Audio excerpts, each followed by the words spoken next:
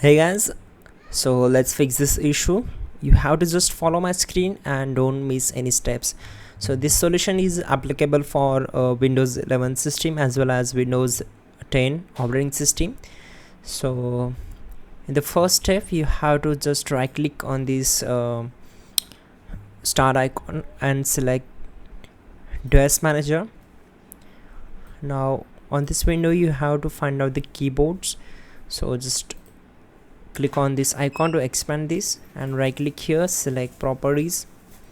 Now you have to select the drivers tab.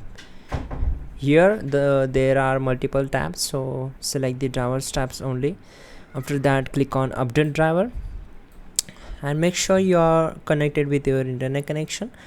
Then here you will get the two options like search automatically for drivers and another one is browse my computer for drivers. So we have to select the first one, and the best drivers for the particular device will be installed automatically.